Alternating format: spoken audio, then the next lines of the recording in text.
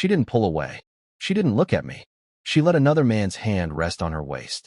And the room laughed like I didn't exist. They thought I was weak. What they didn't realize was that silence isn't surrender. It's observation. And once I stopped reacting, everything changed. Before we go any further, if you've ever felt invisible in your own relationship, if you've ever swallowed disrespect just to keep the peace, hit subscribe, tap like, and leave a comment. Because this story isn't about shouting. It's about what happens when dignity outlasts chaos. And trust me, you'll want to stay for this one. The company gala was supposed to be harmless.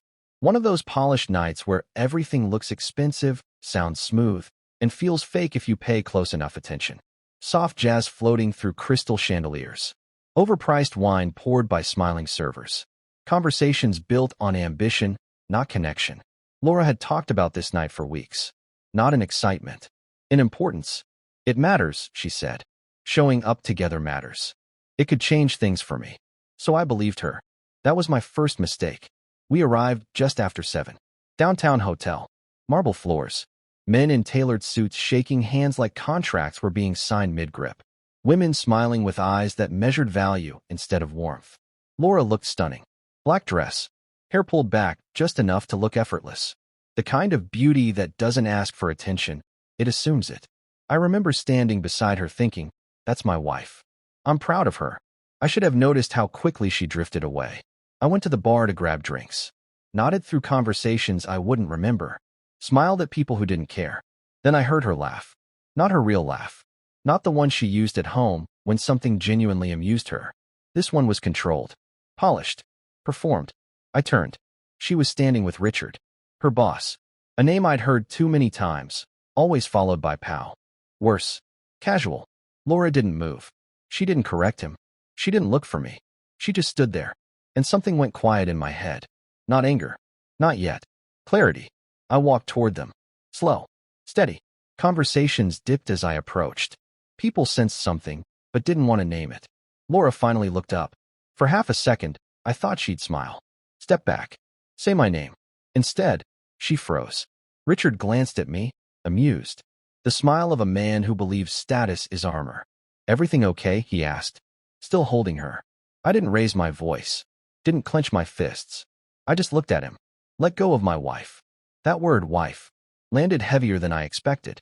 Someone shifted. Someone cleared their throat. Laura's face flushed. Not with relief. With annoyance. Jake, she said softly, like I was the problem. You're making this awkward. That sentence. Not the hand. Not the laughter. That sentence broke something. Richard chuckled. Relax, man. This is business. Enjoy the open bar. I nodded once. Because standing there, under those lights, surrounded by people pretending not to stare, I finally understood something. This wasn't sudden. This wasn't a misunderstanding. And whatever this night was going to become, it wasn't going to end the way they expected. I stepped back, smiled faintly, said nothing. Silence makes people nervous when they expect noise. And that silence was just getting started. I walked away, not defeated, aware. The gallery started around me. Conversations resumed. Laughter crept back in, careful, curious. People rewrote what they'd seen into something safer. I set my untouched drink down. My hands were steady. That surprised me. From across the room, I watched Laura and Richard. He leaned in. She nodded, smiled easily, like this was familiar. His hand returned to her back as if it had never left. And no one objected. That's the thing about public humiliation. It doesn't need shouting. Just witnesses willing to stay quiet. A waiter asked if I calm, documented. When Laura found out, she said, "You're destroying my life." No, I said. You did. I just stopped protecting it. The fallout was quiet. Investigations. Access revoked. Power disappears fast when built on silence. The divorce followed. No theatrics. I took what was fair. Left the rest behind. Months later, my life was smaller. And lighter. I slept better. One day, I passed Laura in a grocery store. She hesitated. I nodded once. And walked on.